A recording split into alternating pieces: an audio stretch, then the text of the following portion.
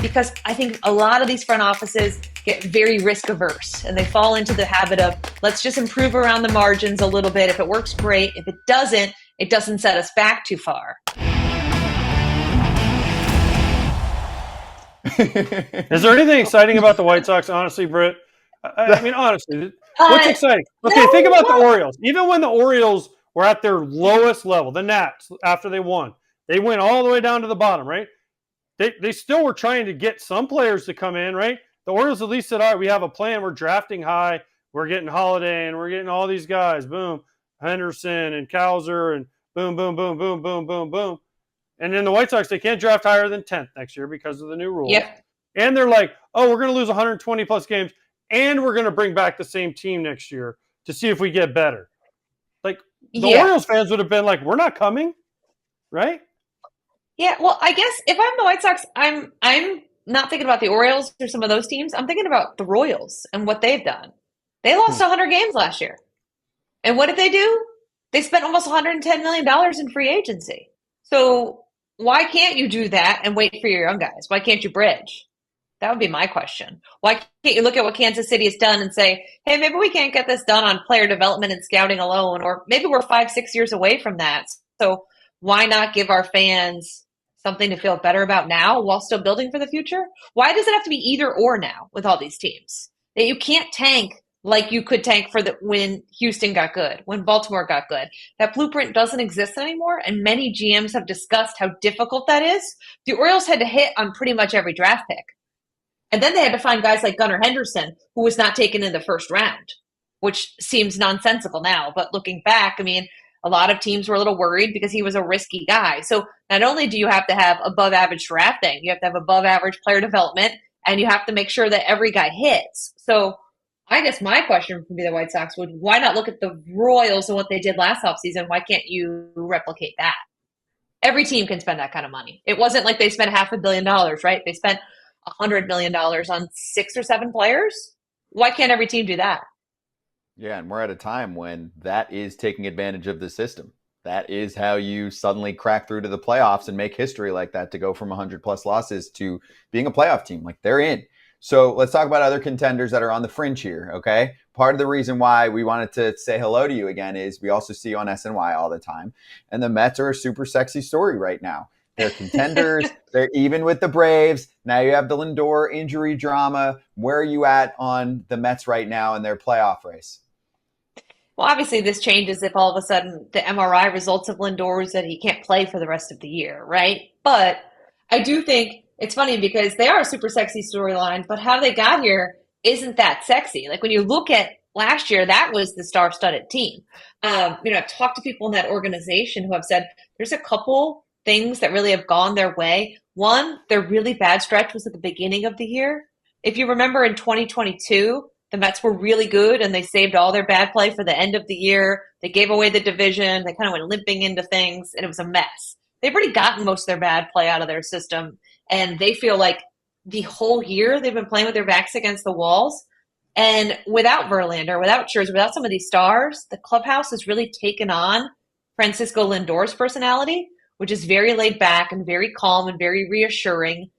And what I think new GM David Stearns has done is he's addressed the depth issues. So many of these star-studded teams, and we saw this mistake with the Mets last year, and we saw it with the Padres to some extent last year as well too, is the lack of depth. You can fall in love with these stars, but we know in baseball that it doesn't matter. It's often your second, third line of guys that are playing in these games. And that's what I think the Mets have done a really good job at. They made small moves at the deadline to upgrade their bullpen. You look at what they did in the offseason in adding, Luis Severino and Sean Manaea. Sean Manaea has completely reinvented himself. I think they did a great job in adding catching depth. You saw, as soon as they lose Jeff McNeil, they have Iglesias, who has been terrific at second base. So I think what they've really done is they've kind of created this team that is deep, that feels like it has to win every night because they started in such a big hole. And then you look at Lindor, who's having an MVP season. You can't convince me otherwise. Somebody said to me, listen, I know it's a beauty pageant contest. I know Shohei Ohtani is pretty, but Francisco Lindor is pretty too. He should win the MVP, especially if he takes his Mets to a wild card berth after the season that they started with. I didn't even think we would be talking about a relevant team in August. And I think it's really a testament to Carlos Mendoza, who surrounded himself with veteran staff coaches. He could have very easily been worried about adding guys like John Gibbons as his bench coach, looking over his shoulder when they started poorly. But this is a guy who has confidence and never panicked. And I think that mattered a lot to this team too. So really all of these little things have added up to make the Mets really a great storyline, even though they're not the star-studded roster of last year. They weren't predicted to be good. I think a lot of players really struggled with those expectations last year. It got so bad that players were kind of told, hey, stay off of social media. I think, and, AJ and Kratzy, you can talk about this, I'm sure, all day long, but, having those kinds of expectations and falling so far on your face, it's embarrassing. And, they really struggled to rebound from any of that. So all of that is gone. All of that is different. And this Mets team is like a really fun team to root for. They're very gritty. And I think they're going to surprise a lot of people if they get in. AJ wants the next question, but he can't have it because he just wants to tell you that you are a homer now for the Mets, and we can hear your homerism. So that's what he wants to tell you. I have no problem being negative about the Mets. No problem. Okay, that's fair. But do they make the playoffs? That is, you went on a diatribe of so many great information. We don't know if Lindor is going to be back. They don't have many games back. Do they make the playoffs? Are we saying Lindor is playing? If Lindor is playing, I think they sneak in. If he's not, there's not a chance. There's not a chance. You have to make the decision. You have to make the decision. If Lindor is on the field, yes, I think that they do sneak in. Their schedule is very tough, though. They have like the toughest schedule of all these playoff contenders. They have to go play Philly again. They just lost that series against Philly. They have to go right back and play Philly later this week. So I do think they have tough sledding. I do think it's a very tough road. However, I think that they are a team that's going to make it. I do like them over the Braves, just slightly. The Braves, had they won and completed it, had they won last night against the Dodgers, would I have felt a little bit differently? Maybe. It's that time of year, guys. 1 or 2 games, enough to swing me. I'm constantly on the fence. I live on the fence. Kratz is right. Homer. I can't win around here. We can bash the Orioles if you want. Oh no, Scott's about to ask you about them, why they stink all of a sudden. So that's your next thing you can homer on. I will rightfully admit that. I think. Listen, I criticize when it's fair game to criticize. If you just Google my name and Mets, I have been very, very vocal about when they're bad and when they have organizational issues as well. With the Orioles, guys, they've been under 500 since July. Which I know some teams have had up and downs and stuff. I know there's been bad stretches from every playoff contender, but I think it's kind of floated under the radar how bad the Orioles have been. And let me tell you, that lineup has been really bad. They just lost a series to Detroit. Adley Rutschman, since he got hit on the hand in June, has been the worst hitter in that lineup. Now, people are speculating if he's hurt. I don't know if he's hurt or not. He attests that he's not hurt. He homered for the first time in like a month yesterday in that game they lost. But that lineup has been just absolutely brutal. And I think if you're the Orioles, you're concerned. This is the same team that went missing against the Texas Rangers and was swept out of the playoffs. So, there's been a lot of problems. So I think if you're the Orioles, you look at that schedule. We talked about the Mets. They've got to play the Yankees still. I mean, the Orioles have a tough schedule as well. And right now, they might not even host the wild card, which is crazy. This is a team that I think people were expecting to come down into the wire for the AL East. The Yankees are running away with it right now, and the Orioles are showing no signs of life. Scotty B here from FT. 1 in 5 Americans have learn a new language on their bucket list, and you should make 2024 the year you finally check it off the list with Babbel. Babbel is the science-backed language learning app that actually works. Babbel's designed by real people for real conversations. Kratz here. Brawny, you know what I'm doing? I'm working on my Spanish so that I can get my pronunciation and accent game to the next level. Babbel's speech recognition technology makes that happen. Good job, Kratz. So here's a special limited time deal for FT listeners. Right now, get up to 60% off your Babbel subscription, but only for FT listeners. Again, that's up to 60% off at babbel.com/foul, spelled BABBEL.com/FOUL. Rules and restrictions may apply. With Babbel, you can learn everything you need to have real-world conversations, and all it takes is just 10 minutes a day. Yeah. How's that, AJ? That was the truth. It was the truth. I thought that was strong. That was the truth. Do they have a problem with not going for the jugular? And maybe it's hard to criticize because we just saw the ownership change, so we're going to see what happens this offseason with their payroll. But their trade deadline was underwhelming, wasn't it? This is the team that has it all. New owner with deeper pockets, not going to criticize you if you add someone or two. And they did. They added Zach Eflin's money. That's real. I get that. And I liked that move. But they have all the prospects in the world. You expect them in a year like this to really go for it. I mean, it's not like we have these clear-cut favorites. The Dodgers' rotation is falling apart. This could be the year that the Orioles win the World Series. So do you feel like they really blew it at the trade deadline? I feel like you tapped my phone, Scott, because before this, I was on the phone with another executive and I brought up this exact same point. I said, this is 2 trade deadlines in a row that they haven't been aggressive enough in my mind. And last year when they got swept, I wrote that they weren't aggressive enough in adding a starting pitcher. And people got upset at me because it was like, oh, this was a bonus year. It's the start of our window. Okay, fair. But they won the American League East last year. They had over 100 wins last year. No longer was it like a cute story. They were expected to win this year. And I think when you look at what they did at the trade deadline, and I understand, Mike Elias met with reporters. I was there the day or two after, saying that there were 2 or 3 teams who really could have shaped the deadline, who decided that they weren't going to be sellers, right? So it really was tough to be a buyer. However, Tanner Scott was out there. The Padres rebuilt their bullpen.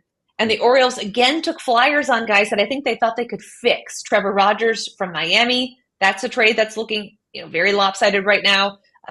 Getting Soto from Philly. They got some relievers that really weren't trusted. Soto wasn't trusted in high leverage spots in Philly. And again, an avenue where I think they thought they could fix him, and that hasn't been the case either. So, they've been a league average pitching staff for like the last month or two. The story has been that they haven't been able to hit, as I said earlier. But I do think at some point in time, when your window is open and you're expected to win, and you have these young guys that are cheap and they're under team control, and you're not going to be able to keep the Rutschmans and the Hendersons and all these guys together, this is the time to go in. This is the time to push your chips forward. You traded for Corbin Burns, who's going to be a free agent at the end of the season. I thought they could have been a little more aggressive, even if it meant giving up a piece of the future. I was really disappointed with this trade deadline, and I think this will be 2 in a row that if they have an early exit, they maybe have to reevaluate what they do in July and how they construct this team to better set it up for the second half of the season. But, okay, I have to ask, is this a Mike Elias thing or is this an ownership thing? Because is this Mike Elias that's where it gets tricky. Because is this Mike Elias saying, I'm going to hoard all my prospects? Because he did give up some prospects for a guy in AAA, right? So that they were counting on. Or is this an ownership thing saying, hey, great, you got Corbin Burns. He's a 1-year rental. He'll leave next year. You have to target Eflin. You have to target guys that are controllable for more than this year to keep our payroll at a certain point. Because what we were hearing is, hey, you got this new owner. The payroll is going to start going. Maybe this is the owners coming to him and saying, hey, we want controllable guys that have to stay on the same level. I'd be surprised if ownership came in, especially because Elias said we will be able to add this year to payroll at the deadline. Mike Elias was pretty clear that they could do what they wanted to do. Now, could he be, of course, doing what many GMs do, which is shielding ownership from that kind of stuff? Sure. But I think, if you look at how low their payroll is, it's not like they're carrying this crazy payroll where they needed to, keep pushing and get special permission to go where they've never gone before. Like, they were a team that used to carry top 10 payrolls when they were good, when I was on that beat. They are capable of doing that again. I think a lot of it is trying to keep that window open as long as possible, trying to hold on to as many prospects as possible. They're good now, so they're not picking, number 1 anymore. The rules have changed, as I mentioned, with tanking. And I think a lot of it is with these front offices, and it's not just Mike Elias, guys, as you have seen. I mean, the Minnesota Twins, and I can name 5 other teams that just weren't aggressive enough at the deadline, because I think a lot of these front offices get very risk averse and they fall into the habit of, let's just improve around the margins a little bit. If it works, great. If it doesn't set us back too far. But the problem is when it doesn't work like this, and your team also isn't playing well, like the Orioles lineup is not playing well, then the whole thing all blows up in your face and it looks like a disaster. So it's a combination to me of a couple things, but I don't think it was ownership saying you can't spend any more money. I don't think Tanner Scott was breaking the bank. I mean, look at what some of these more aggressive teams did. Look at what the Royals did, right? Like, I think enough teams just aren't aggressive at the trade deadline now because they view it as a very risky proposition. Even with that third wild card, they'd rather be a team that kind of just misses out or kind of tries rather than pushing all their chips in. There just aren't that many AJ Prellers of the world. I have to go back to something you said about the Mets and banning players from being on social media. Was this a real thing? And what is the reasoning for something like that? So they weren't banning them. I want to make sure that's clear. They were just wondering, should we tell these guys to maybe take a break from social media because it was that bad? This team was supposed to be a World Series. They won the World Series in the winter, the Mets last year. So once they came out and they stumbled, I think it was very tough for the clubhouse, very tough for guys to deal with, the constant barrage that Twitter and Instagram and some of these platforms, you can get from fans and fan bases. So it was a discussion in there. Nobody was saying you can't go, I don't want this to be a headline I see somewhere. Nobody was saying these players can't be on social media, but they were internally saying, like, how do we keep these guys focused? How do we keep this from going off the rails?